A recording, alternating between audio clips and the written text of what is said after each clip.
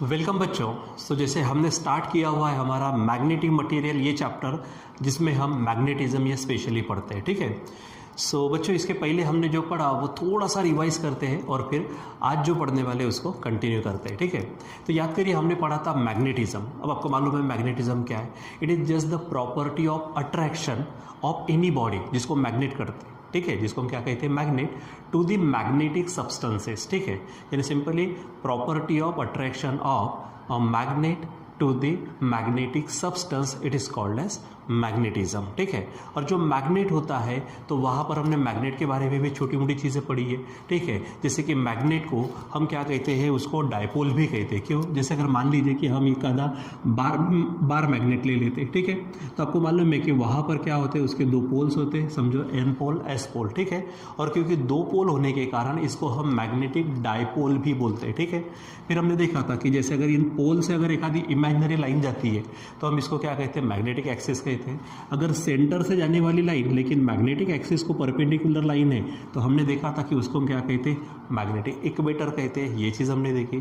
फिर हमने देखा कि जो पोल के बीच में जो डिस्टेंस है यानी ट्वाइस एल, उसको हम मैग्नेटिक लेंथ कहते हैं। ठीक है। और जो हमारा एंड टू एंड डिस्टेंस है हम उसको क्या कहते हैं, जी एल, यानी ज्योमेट्रिक लेंथ। ठीक है। फिर इसके आपस में रिलेशन भी देखा था कि ज्योमेट्रिक लेंथ, वैसे भी आपको दिख रहा है कि ज्योमेट्रिक लेंथ क्या होती है, ग्रेटर होती है मैग्नेटिक लेंथ से। तो उसका जो रिलेशन है 6/5 मैग्नेटिक लेंथ, ये भी हमने देखा। ठीक है। फिर आगे बढ़ते गए, वहाँ पर हमने देखा कि हर पोल की क्या होती है, खुद की रिपेल करने की या फिर अट्रैक्ट करने की एबिलिटी होती है, स्ट्रेंथ होती है, जिसको हम क्या कहते हैं, पोल स्ट्रेंथ कहते हैं। जिसको क्या कहते हैं हम, पोल स्ट्रेंथ। ठीक है। तो हमने इसको देखा, जिसको हम प्लस माइनस यम से बताते हैं। अब प्लस यम किसके लिए, जैसे अगर मान लीजिए ये हमारे पास एन पोल है तो उसके लिए हम प्लस यम लेते हैं, और एस पोल अगर है तो उसके लिए हम क्या करते हैं, माइनस यम लेते हैं। ये हमने देखा। उसका यूनिट भी हमने देखा था, एम्पियर मीटर था हमारे पास, उसका यूनिट क्या था, एम्पियर मीटर। आगे बढ़ते गए, वहाँ पर हमको क्या मिला, मैग्नेटिक मोमेंट। अगर आपको मालूम हो तो मैग्नेटिक मोमेंट, देखो आप भी पढ़ा करो, रिवीजन में है तो आपको भी फटाफट आप बोलते जाना चाहिए। ठीक है। तो मैग्नेटिक मोमेंट क्या था, तो ये जो दो पोल्स है, इनके जो पोल स्ट्रेंथ है, इनमें से किसी एक का आप मैग्नीट्यूड ले लो। ठीक है। चाहे माइनस यम हो चाहे प्लस यम हो, आप सिंपली क्या कहेंगे, उसका मैग्नीट्यूड समझो क्या है, एम। और ये जो हमारे पास मैग्नेटिक लेंथ है उसका प्रोडक्ट अगर लेते हैं हम इसके साथ में, यानी यम इंटू 2L, तो ये हमको क्या देता, मैग्नेटिक डायपोल मोमेंट देता। ठीक है। तो मैग्नेटिक डायपोल मोमेंट, उसकी डायरेक्शन की अगर बात करते हैं तो वो क्या रहती है, यस टू एन पोल रहती है। ठीक है। हमने ये देखा था। इसका यूनिट अगर देखेंगे तो एम्पियर मीटर स्क्वायर आपको मिलता। क्यों? क्योंकि ऑलरेडी इसका यूनिट क्या है, एम्पियर मीटर, और लेंथ है तो मीटर में आ जाएगा, यानी एम्पियर मीटर स्क्वायर। ये चीज़ हमने देखी थी। ठीक है। चलो बच्चों, थोड़ा सा और आगे बढ़ते हैं इसमें, और कुछ चीज़ें यहाँ पर हम देखते हैं। ठीक है, जो हमारे आज टॉपिक होने वाले हैं। ठीक, चलिए फिर जैसे अगर मान लीजिए कि हमारे पास दो तीन तरह के अलग अलग फोर्सेस है, उनको वैसे तो बहुत सारे फोर्सेस है, स्पेशली हम यहाँ पे इनको अगर देखते हैं। ठीक है। मान लीजिए कि हमारे पास ग्रेविटेशनल फोर्स है, इलेक्ट्रोस्टैटिक फोर्स है और मैग्नेटिक फोर्स है। ठीक है। तो ग्रेविटेशनल फोर्स का अगर फार्मूला देखते हैं तो आपको मालूम है, हम पढ़ चुके हैं। ठीक है। ग्रेविटेशनल फोर्स का फार्मूला क्या होता है, capital G m1 example m1 m2 upon R square. अब यहाँ पर देखेंगे तो m1 m2 क्या है, दो बॉडीज़ के मासेस है। ठीक है। वही अगर हम इलेक्ट्रोस्टैटिक फोर्स की अगर बात करते हैं तो F is equal to 1/4 pi epsilon 0 Q1 Q2। ठीक है, अपॉन आर स्क्वायर मिलता है। ठीक है, Q1 Q2। जैसे अगर दो बॉडी के बीच में है तो ग्रेविटेशनल फोर्स, दो चार्जेस के बीच में, यहाँ पर Q1 Q2 क्या हमारे पास में चार्जेस है, तो उनके बीच में लगने वाला जो फोर्स है वो कौन सा हमारा, 1/4 pi epsilon 0 Q1 Q2 upon R square. ये आर है, ये डिस्टेंस है, यहाँ पे भी डिस्टेंस है, दो बॉडीज के बीच में जो डिस्टेंस होता वो, यहाँ पर दो चार्जेस के बीच में जो डिस्टेंस होता वो। ठीक है। अब उसी प्रकार अगर हम यहाँ पर देखते हैं, ठीक है, कौन सा, मैग्नेटिक फोर्स, तो मैग्नेटिक फोर्स हमको बच्चों यहाँ पर मिलता F इज इक्वल टू μ0/4 पाई, यहाँ पर हम लेते हैं m1 m2 upon R square. बस यहाँ पर जो m1 m2 है ये हमारे क्या है, पोल स्ट्रेंथ है, ये क्या हमारे पोल स्ट्रेंथ। ठीक है। अब जो भी वहाँ पर, जैसे अगर मान लीजिए कि दो सेम सेम पोल्स अगर नज़दीक लाए तो आपको मालूम है वहाँ पे रिपल्शन होता है। जैसे यन लाया तो रिपल्शन होगा, एस लाया तो रिपल्शन होगा। हाँ, अगर यन और यस लाया यानी उल्टे अनलाइक चार्जेस पोल्स अगर लाए तो अट्रैक्शन होता, तो उनका वो पोल स्ट्रेंथ है। ठीक है, फिर जैसे यहाँ पर हम क्या चेक करते हैं, ग्रेविटेशनल फील्ड इंटेंसिटी, वो हम देखते हैं। तो ग्रेविटेशनल फील्ड इंटेंसिटी के लिए अगर हम बात करते हैं तो E is equal to gravitational force per unit mass, जो भी लेते हैं आप। ठीक है, यहाँ पर अगर आप इलेक्ट्रिक का फील्ड इंटेंसिटी अगर लेते हैं तो इलेक्ट्रिक फील्ड इंटेंसिटी तो वो क्या लेते हैं, electrostatic force per unit charge. ठीक है, जो भी आपको पॉजिटिव चार्ज वगैरह लेना है आप ले सकते हैं। ठीक है, वैसे ही यहाँ पर अगर हम क्या करते हैं, मैग्नेटिक फील्ड इंटेंसिटी, जिसको स्पेशली हम बी से बताते हैं, जिसको स्पेशली किससे बताते हैं, हम बी से। तो मैग्नेटिक फील्ड इंटेंसिटी देखो, यहाँ पे पर यूनिट मास, यहाँ पर यूनिट चार्ज, तो यहाँ पर यूनिट पोल स्ट्रेंथ होगा।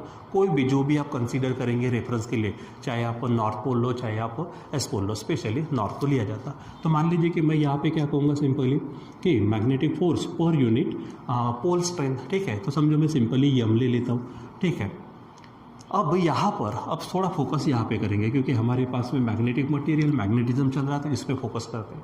तो यहाँ पर अगर हम ये जो फोर्स है तो magnetic force is equal to M into B भी बोल सकते हैं। ठीक है, यहाँ पर हमारे पास स्मॉल यम क्या है, ये हमारे पास में है पोल स्ट्रेंथ है। ठीक है, किसी भी जो भी आप पोल लेंगे उसका पोल स्ट्रेंथ, ठीक है, उसका मैग्नीट्यूड समझो। ठीक है, अगर मान लीजिए कि एन पोल पर है, ठीक है, फॉर एन पोल, ठीक है, तो एन पोल पर हमने देखा अभी। ठीक है, तो उसके ऊपर क्या रहता है, प्लस, तो आप प्लस यम भी बोल सकते हो। ठीक है, अगर हम बात करेंगे एस पोल की, ठीक है, एस पोल के लिए F is equal to simply minus M भी होगा। ठीक है, और अगर मैग्नीट्यूड में सिंपली बताना है तो क्या, क्योंकि मैग्नीट्यूड दोनों के ऊपर सेम रहता। ठीक है, यन अगर एक डायपोल लिया तो, ठीक है, यन पोल के ऊपर या फिर यस पोल के ऊपर में सेम रहेगा मैग्नीट्यूड। ठीक है, बस फर्क क्या है कि यम पोल के ऊपर में प्लस एम बताते, एस के ऊपर में माइनस एम, यानी यहाँ पर ये हमारे पास बच्चों बन जाएगा। ठीक है, अगर किसी मैग्नेटिक फील्ड में अगर हमने क्या कर दिया, किसी मैग्नेटिक फील्ड में अगर मान लीजिए कि वैसे सेपरेट तो हमको मिलेगा नहीं, यानी हमको मोनोपोल नहीं मिलता, हमको डायपोल ही मिलेगा। फिर भी इमेजिन करो कि एक आधा हमने यन पोल मैग्नेटिक फील्ड में अगर रख दिया तो उसके ऊपर में कितना फोर्स एक्ट होगा, तो F is equal to M B plus M B. अगर मान लीजिए कि यस पोल जो सेपरेट आइसोलेटेड बात करते जो होता नहीं है, ठीक है, अगर रख दिया तो कितना हो जाएगा उसके ऊपर में माइनस एम बी। ठीक है, उसी प्रकार अब इसी चीज़ का हमको क्या करना है, इस्तेमाल करना है, और आज हमको यहाँ पर कुछ पॉइंट्स पढ़ने हैं। ठीक है, तो सबसे पहले ध्यान में रख दीजिए कि अगर यन पोल या फिर यस पोल के लिए अगर मैग्नेटिक फील्ड में है तो उसके ऊपर में जो फोर्स एक्ट होगा वो सिंपली क्या लेंगे हम, F is equal to M B, ध्यान में रखिए। ठीक है, चलो आगे बढ़ते हैं हम। ठीक है, अब मान लीजिए कि एक आधा हमारे पास में कोई बार मैग्नेट है जिसको हम मैग्नेटिक डायपोल कहते हैं। ठीक है, तो उसको अगर हमने यूनिफॉर्म मैग्नेटिक फील्ड में सस्पेंड कर दिया या फिर रख दिया, ठीक है, तो उसके ऊपर में कितना टॉर्क एक्ट होगा। अच्छा, टॉर्क ही क्यों एक्ट होगा वो हम यहाँ पर देखते हैं, यानी सिंपली हमारे अभी का अगर हम पॉइंट देखते हैं तो कौन सा देखना हमको, torque acting on a magnet बोलो या फिर मैग्नेटिक डायपोल। ठीक है, एक्टिंग ऑन ए मैग्नेट उसको रखेंगे कहाँ पे, इन यूनिफॉर्म मैग्नेटिक फील्ड।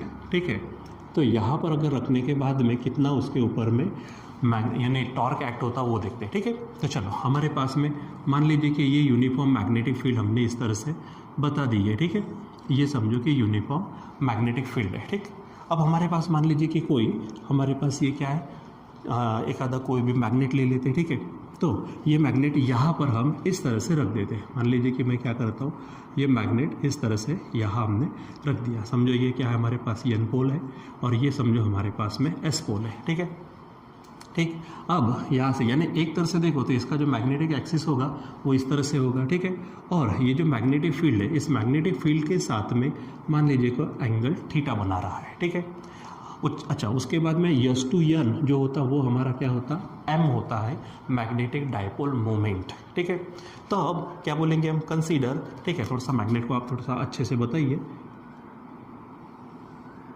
ठीक है, तो क्या बोलेंगे, कंसीडर अ मैग्नेटिक डायपोल या फिर सिंपली मैग्नेट। ठीक है, विथ मैग्नेटिक डायपोल एम। ठीक है, डायपोल मोमेंट एम। ठीक है, is place in the uniform magnetic field such that it makes an angle theta with the magnetic field, ठीक है। यानी ये जो मैग्नेट है, ये मैग्नेट मैग्नेटिक फील्ड के साथ में कितने एंगल के साथ में है, थीटा इतने एंगल के साथ में, मान लीजिए हमने उसको सस्पेंड कर दिया, ठीक है। इस तरह से आप सस्पेंड कर दो, ठीक। अब मान लीजिए कि जैसे ये है, ये यहाँ पर हमारे पास एन पोल है, ये हमारा एस पोल है। जैसे ही आप इसको मैग्नेटिक फील्ड में रखेंगे, हमने अभी थोड़ी देर पहले कहा क्या कि जब ये एन पोल अगर मैग्नेटिक फील्ड में हमने रखा तो उसके ऊपर में जो फोर्स एक्ट होगा वो फोर्स रहेगा इन the direction of magnetic field इधर में, और वो कितना रहेगा, समझो उसका मैग्नीट्यूड लेते हैं हम एम बी, कितना रहेगा वो एम बी, जैसे हमने अभी निकाल के भी रखा था। उसी प्रकार हमारे पास में जो एस पोल है, इसके ऊपर में जो फोर्स तैयार होगा वो फोर्स कितना तैयार होगा, वो भी एम बी होगा, ठीक है। उसकी डायरेक्शन रहेंगे इधर में, ठीक है।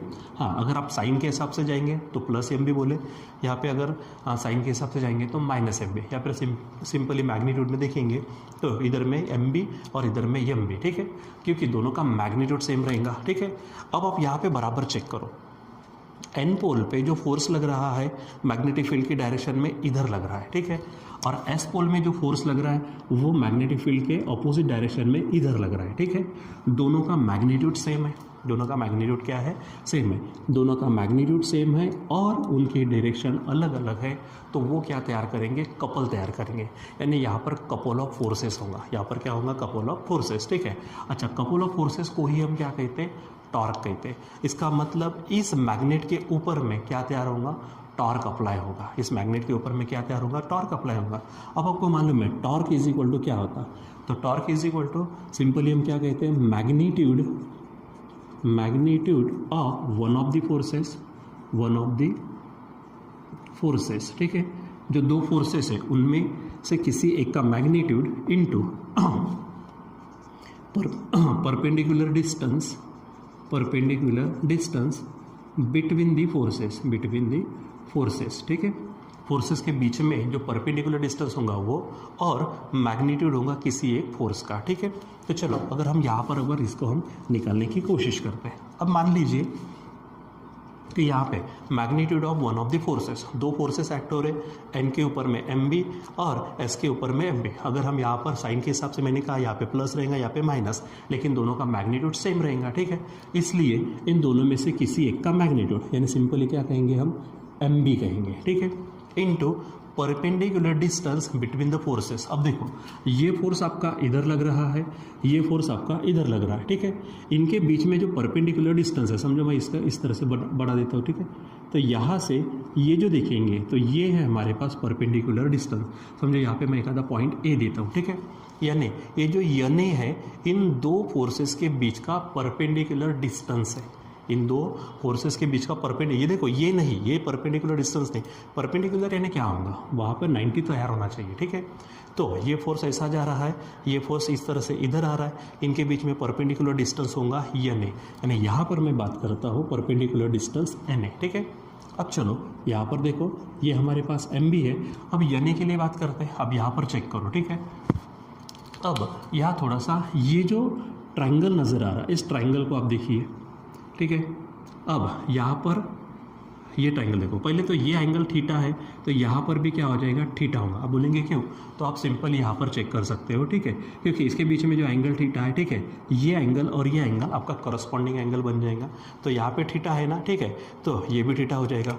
अब आपको चाहिए क्या है, एन ए चाहिए, और आपके पास एंगल है ये, ठीक है। तो आप यहाँ पर निकाल दीजिए साइन थीटा, निकालो बोला साइन थीटा। साइन थीटा आपसे क्या कहता है, अपोजिट, यानी कौन होगा आपका एन ए अपॉन, ठीक है, हाइपोटेनस, तो हाइपोटेनस क्या हो जाएगा आपका एन एस हो जाएगा, ठीक है। चलो अब एन ए, तो एन ए निकालना ही है as it is, N S जो है तो एन एस यानी ये, यानी पोल, ठीक है, ये जो एन पोल और यस पोल है, एन पोल और यस पोल के बीच में जो डिस्टेंस होता है हम उसको मैग्नेटिक लेंथ कहते हैं, जो होता है ट्वाइस यल, ठीक है। अब यहाँ से आप एन ए को क्या कर दीजिए, सिंगल कर दीजिए, तो ट्वाइस यल इधर आ जाएगा और साथ में रहेगा साइन थीटा, ठीक है। अब आप एन ए की जगह पे कितना रख सकते हो, यहाँ पर 2l साइन थीटा, तो रख दीजिए, तो ये 2l इंटू साइन थीटा हो जाएगा, ठीक। अब ये और ये इसको नज़दीक लो, तो यम इंटू 2l साथ में b और साइन थीटा। अब ऑलरेडी हम पढ़ चुके हैं कि यम इंटू 2l, यम का मतलब क्या है, पोल स्ट्रेंथ, और 2L का मतलब क्या है, मैग्नेटिक लेंथ, ठीक है। इन दोनों को अगर देखते तो ये हमारा क्या है, मैग्नेटिक डायपोल मोमेंट है, यानी यम इंटू 2L। तो इसके जगह पे बच्चों क्या आ जाएगा, कैपिटल यम साथ में बी और साइन थीटा, यानी इस मैग्नेट के ऊपर में इतना टॉर्क क्या होगा, अप्लाई होगा, ठीक है, इतना टॉर्क अप्लाई होगा। अगर इसको वेक्टर फॉर्म में अगर ले लेते, ठीक है, तो tau is equal to simply क्या लिखेंगे, क्योंकि देखो यम भी साइन थीटा है, मतलब ये क्रॉस प्रोडक्ट है, तो आप इसको यम क्रॉस बी इस तरह से भी बोल सकते हो, ठीक है। अब जैसे कि यहाँ पे इधर में हमारे पास में क्या है, यम है, ठीक है। अगर बी की बात करते तो बी यहाँ इधर में, यानी ये हमारा यम हो गया, ये हमारा बी हो गया, इसके बीच में थीटा है, तो इसके ऊपर में जो टॉर्क अप्लाई होगा, ठीक है, तो ये क्योंकि यम बी है तो वो टॉर्क नीचे की तरफ अप्लाई होगा हमारा इस तरह से, ठीक है। यानी टॉर्क एक्टिंग ऑन, देखो हमारी हेडिंग भी क्या है, torque acting on the magnet in uniform magnetic field, तो वो कितना हो जाएगा, tau is equal to M B sine theta या फिर tau is equal to M cross B, यानी सिंपली क्या बोलेंगे, tau is equal to M B sine theta, ठीक है, ये बोलेंगे हम, या फिर आप इसको लिख सकते हो, और टॉ इज इक्वल टू, ठीक है, एम क्रॉस बी, ठीक है, ये हो जाएगा, ठीक। तो आपको ध्यान में रखना है, यानी किस तरह से इसके ऊपर में टॉर्क अप्लाई होगा, ठीक है, कहाँ पर कौन सी चीज़ होगी, जैसे कि हमारे पास पोल स्ट्रेंथ है, पोल स्ट्रेंथ के कारण उसके ऊपर में कितना फोर्स एक्ट होगा, मैग्नेटिक फोर्स कितना होगा, ठीक है, ये इस तरह से, ठीक है, ये ध्यान में रखिए, ठीक। अब देखो क्या हेडिंग कहा मैंने यहाँ पर कि torque acting on the magnet, on magnet in uniform magnetic field, यानी मैग्नेट को हमने किस में रखा, यूनिफॉर्म मैग्नेटिक फील्ड में रखा, तो उसके ऊपर में पहले तो उनके यन और यस पोल के ऊपर में फोर्सेस तैयार होंगे, ठीक है, फोर्सेस का मैग्नीट्यूड सेम है, ठीक है, और डायरेक्शन अपोजिट है, इसलिए उसके ऊपर में टॉर्क अप्लाई होगा, ठीक है। और उस टॉर्क का फार्मूला, जैसे torque is equal to magnitude of one of the forces and perpendicular distance between the forces, उसके अनुसार सॉल्व करते करते गए तो finally we got this, tau is equal to M into B sine theta, मतलब tau is equal to M cross B, ठीक है। तो इतना टॉर्क इस मैग्नेट के ऊपर में एक्ट होगा जब उसको मैग्नेटिक फील्ड में, यूनिफॉर्म मैग्नेटिक फील्ड में रखा जाएगा, ठीक है। अब बच्चों इसी को थोड़ा सा आगे बढ़ाते हैं हमारे टॉपिक को, हम यहाँ पर देखते कि इसके ऊपर में कितना वर्क अप्लाई स्टोर होगा, ठीक है, यानी यहाँ पे कितना वर्क होगा, ठीक है, यानी वर्क ऑन, हम निकालते हैं work on magnet, work on magnet in uniform magnetic field, ठीक है, ऊपर की हेडिंग है यूनिफॉर्म मैग्नेटिक फील्ड, यानी कितना वर्क होगा, ठीक। अब थोड़ा सा 1 मिनट यहाँ पर चेक कर लीजिए पहले, ठीक है। तो यहाँ पर जो हमारे पास में टॉर्क अप्लाई हुआ है, ठीक है, इस टॉर्क की अगर बात करते हैं, अलग अलग थोड़ी कंडीशन अगर देखते हैं, ठीक है। अब अगर मान लीजिए कि यूनिफॉर्म मैग्नेटिक फील्ड में हमने एक आधे मैग्नेट को सस्पेंड करके रखा, तो ये जो टॉर्क अप्लाई हुआ ना बच्चों, ये टॉर्क इस मैग्नेट को मैग्नेटिक फील्ड के डायरेक्शन में लाने की कोशिश करता है, ठीक है, यानी this torque tries to bring the magnet in the direction of magnetic field, यानी ये फिलहाल अगर ऐसा है तो वो उसको ऐसा लाने की कोशिश करेगा, ठीक है, यानी वो यूनिफॉर्म मैग्नेटिक फील्ड में उसको स्टोर करने की कोशिश करता, रिस्टोर करने की कोशिश करता, इसलिए इसको हम रिस्टोरिंग टॉर्क भी बोलते हैं, इसको क्या बोलते हैं हम, रिस्टोरिंग टॉर्क भी बोलते हैं, ठीक है। अब जैसे कि हमको क्या निकालना है, यहाँ पर वर्क निकालना है। अब उसके पहले आप यहाँ पर अलग अलग थोड़ी कंडीशन देख सकते हो कि कहाँ पे कितना टॉर्क अप्लाई होगा, तो वो आप देख सकते हो, ठीक है। अगर मान लीजिए जैसे हमारे पास फार्मूला कौन सा है कि टॉ इज इक्वल टू क्या, हमारे पास एम बी साइन थीटा है।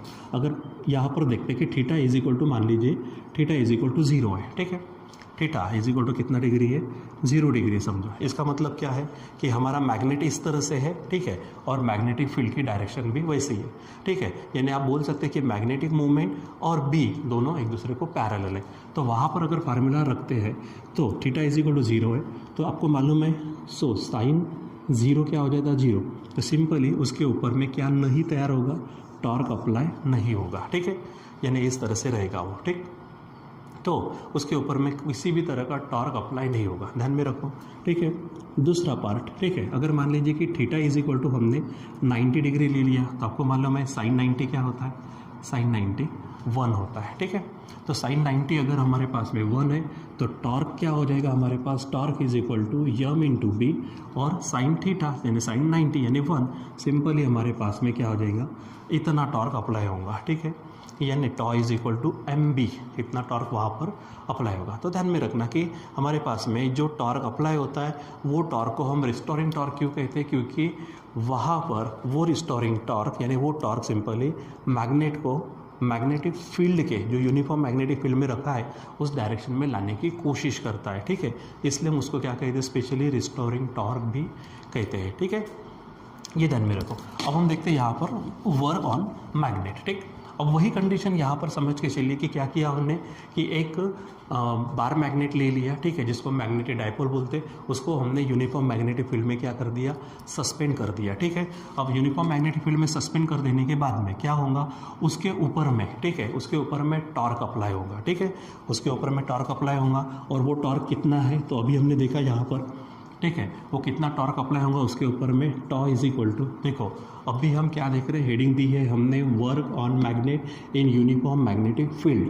ठीक है, तो इसके लिए क्या करना है, consider a bar magnet suspended in the uniform magnetic field B, ठीक है, विद एन एंगल थीटा। ठीक है, कितने एंगल से बना, यानी हमने मैग्नेट ऐसा रखा है बी के साथ में एंगल थीटा बना रहा है। ठीक है, लेट यम क्या है हमारे पास में, मैग्नेटिक डायपोल मोमेंट है। ठीक है, और जैसे ही हमने उसको यहाँ पे सस्पेंड कर दिया तो उसके ऊपर में एन पोल के ऊपर में यम बी, एस पोल के ऊपर में यम बी, लेकिन अपोजिट डायरेक्शन में फोर्स तैयार होंगे। ये दोनों फोर्सेस के कारण टॉर्क अप्लाई होगा, जो टॉर्क हमको ऑलरेडी मिल चुका है, कितना है, तो M B into sine theta. तो इतना टॉर्क इसके ऊपर में क्या होगा, अप्लाई होगा। ठीक है, अब रही बात, मैंने अभी कहा कि ये जो टॉर्क है ये इसको किधर लाने की कोशिश करता है, मैग्नेटिक फील्ड की डायरेक्शन में लाने की कोशिश करता है, इसलिए उसको हम रिस्टोरिंग टॉर्क भी बोलते हैं। ठीक है, तो अब जब ये इधर लाने की कोशिश करेगा, हम क्या करते हैं, मान लीजिए कि इस मैग्नेट को थोड़े से और डिस्प्लेसमेंट से इधर क्या करते हैं, मूव करते हैं या फिर रोटेट करेंगे। ठीक है, यानी सपोज क्या बोलेंगे, suppose magnet is rotated, magnet rotates through small angular displacement, ठीक है, angular displacement d थीटा। ठीक है, सो अब देखो टॉर्क है हमारे पास और एंगुलर डिस्प्लेसमेंट कितना है, d थीटा है। ठीक है, तो अब एंगुलर डिस्प्लेसमेंट, इतना एंगुलर डिस्प्लेसमेंट हो रहा है, इतना टॉर्क है, तो उसके ऊपर में क्या होगा, वर्क तैयार होगा। ठीक है, यानी ड्यू टू दिस, ठीक है, यानी जब हम उसको रोटेट करेंगे डी थीटा इतने एंगल से, तो उसके ऊपर में जो वर्क डन तैयार होगा, that work done is given by, तो D W is equal to क्या, जैसे वर्क इज इक्वल टू क्या रहता है हमारे पास, फोर्स इंटू डिस्प्लेसमेंट। यहाँ पर फोर्स की जगह पे कौन आएगा, टॉर्क आएगा। ठीक है, लीनियर डिस्प्लेसमेंट के एवज में कौन आएगा, हमारा एंगुलर डिस्प्लेसमेंट हो जाएगा। ठीक है, अब यहाँ पर वैल्यू रख दो तो क्या होगा, टॉर्क है, तो टॉर्क की वैल्यू क्या है, एम बी साइन थीटा है, साथ में क्या हो जाएगा, डी थीटा। ठीक है, अब हमने क्या किया था, स्मॉल एंगुलर डिस्प्लेसमेंट लिया थीटा। ठीक है, अब ऑलरेडी मान लीजिए कि वो इस तरह से अगर है तो अभी एंगल जीरो होगा, जीरो से ये थीटा इतने एंगल तक अगर हमको लाना है तो टोटल वर्क डन कितना होगा, यानी क्या बोलेंगे हम यहाँ पर, सो टोटल वर्क डन, ठीक है, फॉर, ठीक है, एंगल कहाँ से कहाँ तक, एंगल फ्रॉम 0 to थीटा, ठीक है, इज, तो D W is equal to क्या हो जाएगा, इसका हम क्या करेंगे, देखो ये स्मॉल वर्क डन है। ठीक है, 0 to थीटा इतना वर्क होने के लिए हमको जो वर्क डन लगेगा तो वो कैसे मिलेगा, बाय इंटीग्रेटिंग दिस, यानी डी डब्ल्यू कहाँ से, तो 0 to थीटा। ठीक है, चलो इसको अब सॉल्व कर लो, तो integration from 0 to theta D W, अब डी डब्ल्यू कितना मिला है हमको, M B sine theta into D theta. ठीक है, हो जाएगा। अब आप इसको क्या करिए, सॉल्व करिए। ठीक है, चलो हम यहाँ पर इसको क्या करते हैं, इधर सॉल्व करते हैं, तो क्या हो जाएगा, यहाँ पर देखो, तो एम बी यहाँ से बाहर आ जाएगा। ठीक है, एम बी क्या होगा, बाहर आएगा। ठीक है, साइन थीटा जो है, तो साइन थीटा का फार्मूला हमारे पास इंटीग्रेशन, साइन थीटा का इंटीग्रेशन क्या है, माइनस कॉस थीटा है। ठीक है, और यहाँ पे लिमिट्स लगा दो आप, लिमिट लगेंगी यहाँ पे 0 to थीटा इतने। ठीक है, चलो, और क्योंकि यम और बी फिक्स है, क्योंकि बी मैंने कहा क्या है, यूनिफॉर्म मैग्नेटिक फील्ड है। ठीक है, और जो मैग्नेटिक डायपोल मोमेंट है उसके लिए भी फिक्स रहेगा। ठीक है, अब यहाँ पे सॉल्व करते तो माइनस एम बी, ठीक है, यहाँ पर आप क्या करो, पहले अपर लिमिट यानी थीटा रखेंगे तो कॉस थीटा, ठीक है, माइनस यहाँ पर क्या होगा, कॉस 0 हो जाएगा। ठीक, यानी माइनस एम बी यहाँ होगा cos theta minus cos zero क्या होता है 1, ठीक है। अब इसको थोड़ा सा आप इसको मॉडिफाई कर दें, क्योंकि माइनस है तो अंदर के साइन बदलेंगे, तो माइनस एम का प्लस एम होगा, कॉस थीटा का माइनस कॉस थीटा, यानी क्या होगा, ये चीज़ होंगी यम बी इंटू क्या हो जाएगा 1, पलटा दो इसको क्योंकि माइनस है, माइनस क्या होगा कॉस थीटा, ठीक है। यानी कितना वर्क डन तैयार होगा, तो work on the magnet in uniform magnetic field, तो वो हो जाएगा W is equal to M B, यहाँ पर होगा 1 माइनस कॉस थीटा, ठीक है। इतना वर्क उसके ऊपर होगा, किसके ऊपर, मैग्नेट के ऊपर, जिसको हमने यूनिफॉर्म मैग्नेटिक फील्ड में रखा, ठीक है। चलो अब यहाँ पर भी हम क्या करते हैं, 2-3 कंडीशंस को देखते हैं, ठीक है। कि अगर मान लीजिए कि हमारे पास में जो मैग्नेट है वो ऐसा रखा गया है, यानी थीटा कितना होगा 0, ठीक है, कि if theta is equal to 0, ठीक है। अब यहाँ पर देखो कॉस 0 जो है, तो कॉस 0 क्या हो जाता 1 होता, ठीक है। तो आप सिंपली कहेंगे यहाँ पर W इज इक्वल टू, देखो कॉस थीटा यानी कॉस 0 1, 1 माइनस 1 क्या होगा 0, इसलिए उसके ऊपर में कुछ भी वर्क नहीं होगा, ठीक है। वर्क कब होगा बच्चों, जब हम क्या करेंगे, उसको कुछ ना कुछ डिस्प्लेसमेंट देंगे, ठीक है, टॉर्क है, कुछ ना कुछ डिस्प्लेसमेंट देंगे तब वर्क होगा। अब मान लीजिए कि वो मैग्नेटिक फील्ड की डायरेक्शन में है, कोई एंगल नहीं बन रहा, यानी किसी भी तरह का वर्क नहीं होगा, ठीक है। दूसरा जो पार्ट है यहाँ पर देखो कि अगर मान लीजिए कि थीटा इज इक्वल टू क्या है 90 डिग्री है, तो कॉस 90 आपको मालूम है 0 होता है, ठीक है। अब यहाँ पर कॉस थीटा मतलब कॉस 90 0 रख दो तो सिंपली बचेगा, ये चला जाएगा, यानी 1 बचेगा, 1 इंटू एम बी, यानी सिंपली W क्या होगा यहाँ पर एम बी, ठीक है, ये चीज़ हो जाएंगी। और तीसरी चीज़ देखो कि अगर मान लीजिए कि थीटा इज इक्वल टू हमारे पास 180 है, ठीक है, यानी पहली कंडीशन कौन सी थी, थीटा 0 था, यानी मैग्नेट आड़े में रखा, किसके डायरेक्शन में, यूनिफॉर्म मैग्नेटिक फील्ड के। दूसरे इसमें हमने इसको ऐसा रखा, यानी इसके बीच में मैग्नेटिक फील्ड के बीच में और इसके बीच में 90 का एंगल। तीसरे इसमें हम इसको ऐसा रखेंगे, यानी यहाँ पर जो एन पोल है वो इधर रहेगा, ठीक है, यानी मैग्नेट की डायरेक्शन इधर रहेगी समझो, ठीक है। तो वहाँ पर एंगल कितना होगा 180।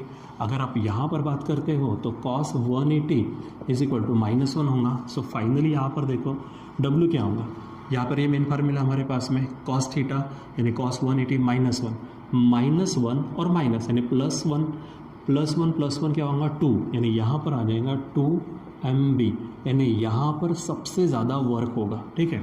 अगर मान लीजिए कि जैसे अगर इसको हमने ऐसा रखा तो यहाँ पे सबसे ज़्यादा वर्क होगा 2 mb होगा, ठीक है।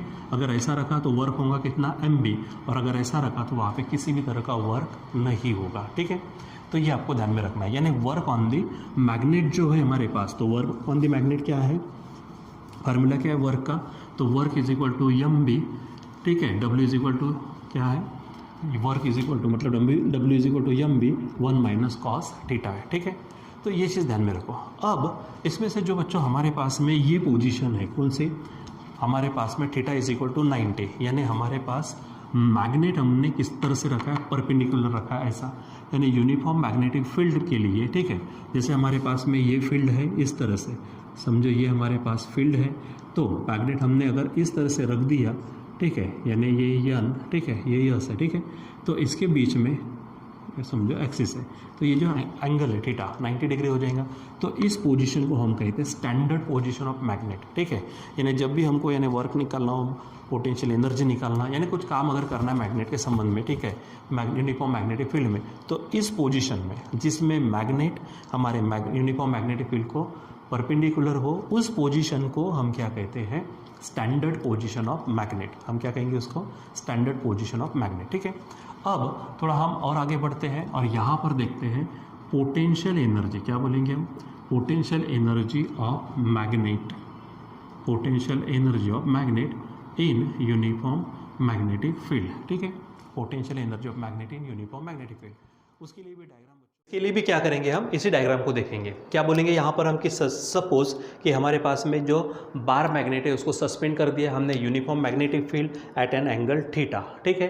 फिर इसके ऊपर में क्या होगा, एन पोल के ऊपर में एम बी, एस पोल के ऊपर में एम बी मैग्नीट्यूड के साथ, और अपोजिट डायरेक्शन में इसके ऊपर क्या होंगे, फोर्सेस तैयार होंगे, जिसके कारण इसके ऊपर में टॉर्क अप्लाई होगा। वो जो रिस्टोरिंग टॉर्क है, तो वो restoring torque T is equal to क्या है हमारे पास में, एम बी साइन थीटा इतना टॉर्क अप्लाई हो जाएगा, ठीक है। अब मान लीजिए कि हमने क्या किया कि इसको थोड़ा सा डी थीटा इतने एंगल से, जैसे पहले किया था वैसे डी थीटा इतने स्मॉल एंगल से अगर हमने रोटेट किया, यानी क्या बोलेंगे, फॉर स्मॉल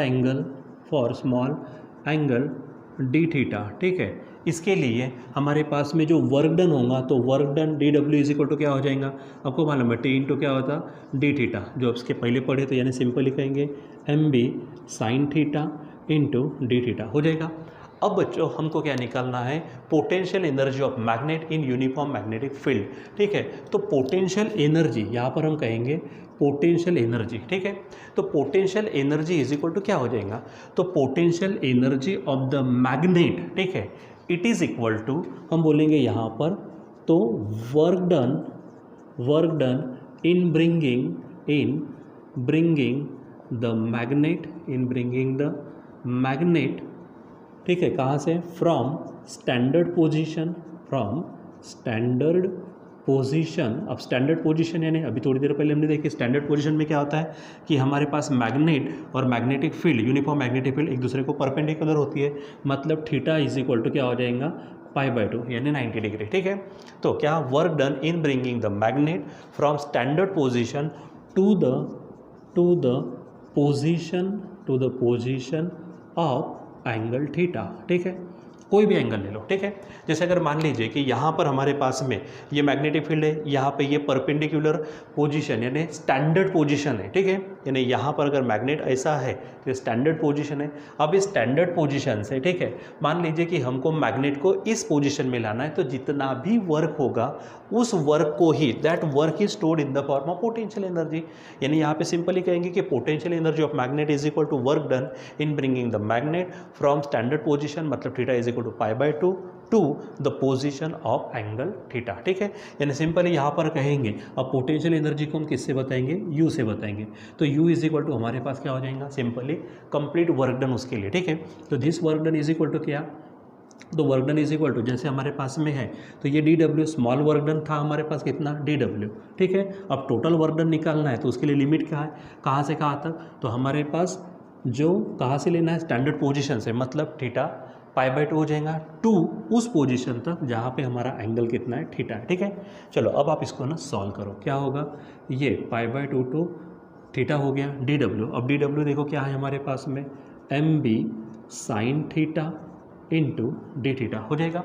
इसमें से आप एम बी को बाहर निकाल दीजिए, यहाँ पर एम बी आपके पास में निकल गया।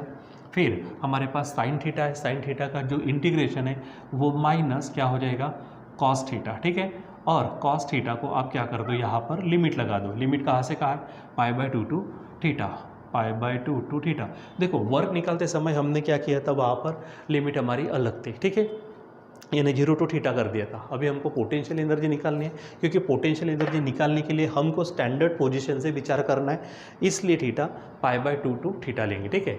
चलो अब इसको सॉल्व करते तो क्या मिलेगा, माइनस एम बी, अब यहाँ पर ऊपर में रख दीजिए, कॉस थीटा होगा माइनस कॉस, यहाँ पर होगा π/2, ठीक है। अब आपको मालूम है माइनस एम बी है, ये कॉस π/2 0 हो जाता, उसको छोड़ दो तो सिंपली कौन बचेगा, कॉस थीटा। यानी यहाँ पर हमारे पास में जो potential energy of the magnet है वो कितनी मिलती है हमको, minus M B cos theta, ठीक है।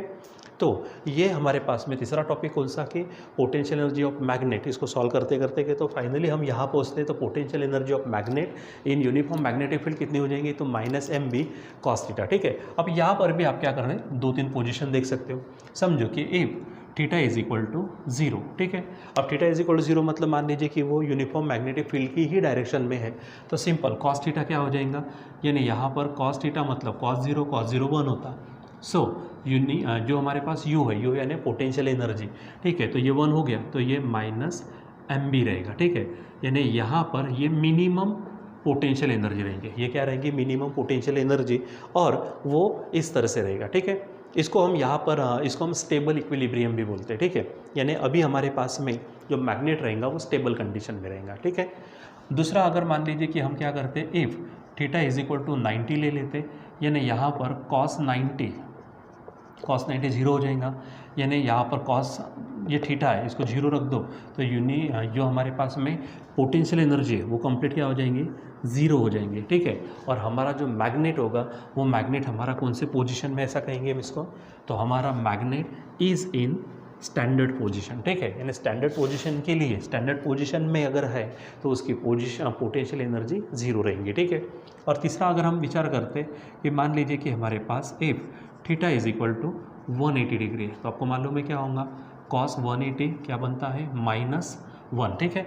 अब यहाँ पर आप क्या करेंगे, -1 रखेंगे तो माइनस माइनस प्लस होगा और इसलिए जो पोटेंशियल एनर्जी है वो सिंपली कितनी होंगी, mb होंगी, ठीक है। और ये आपकी रहेंगी मैक्सिमम, ठीक है, maximum potential energy of the magnet, और वहाँ पे वो अनस्टेबल रहेगा, ठीक है। क्योंकि वहाँ जाने के बाद में जैसे हमने कहा कि यहाँ पे जो टॉर्क होता है उसको रिस्टोरिंग बोल रहे हैं, क्योंकि किसी भी पोजीशन ऐसे जाने के ऐसा रहेगा वो, ठीक है, उसकी एनर्जी क्या रहेंगे हमारे पास में, mb रहेंगे, लेकिन उसके ऊपर में जो टॉर्क अप्लाई होते रहेगा, जो उसको क्या करने की कोशिश करते रहेगा कि वो इस फील्ड में यानी मैग्नेटिक फील्ड के डायरेक्शन में लाने की कोशिश करता रहेगा, ठीक है। इसलिए हम उसको अनस्टेबल इक्विलिब्रियम बोलेंगे, ठीक है। तो बच्चों ये हमारे पास में torque acting on the magnet, ठीक है, उसके बाद में वर्क ऑन द मैग्नेट और मैग्नेट की potential energy in the uniform magnetic field. तो आप इसको बराबर समझिए, ठीक है। कुछ भी प्रॉब्लम आती है थोड़ा सा वीडियो को आगे पीछे करके देखिए, ठीक है। कभी कभी हम क्या करते हैं, चीज़ अगर नहीं समझे तो एकदम से उसको स्किप करते हैं, एकदम से स्किप मत करिए, उसको समझने की कोशिश करिए। थोड़ा सा आप रिवर्स जा सकते हो, ठीक है, पॉज कर सकते हो, हाथ पे देख सकते हो, ठीक है, और साथों साथ में आप नोट्स भी उसको बना सकते हो, ठीक है। तो आप इसको बराबर समझिए। Torque acting on the magnet क्या आता है, tau is equal to mb sin theta, मतलब m क्रॉस b, ठीक है। वर्क का जो फार्मूला, वर्क कितना होता है उसके ऊपर में, तो mb 1 माइनस कॉस थीटा, इससे दो तीन पोजीशंस उसके अलग अलग पोजीशन में उसका वर्क कितना होगा, और उसके बाद में ये पोटेंशियल एनर्जी, ठीक है, जिसका फार्मूला हमारे पास क्या है कि u is equal to -mb cos theta, उसकी भी दो तीन पोजीशन से ध्यान में रखना है, कहाँ पर मिनिमम होंगे, कहाँ पर मैक्सिमम होंगे, ठीक है। जैसे अगर मान लीजिए मैग्नेटिक फील्ड के डायरेक्शन में ही होंगी तो वो मिनिमम होंगी, ठीक है, स्टेबल कंडीशन, स्टेबल इक्विलिब्रियम बोलेंगे।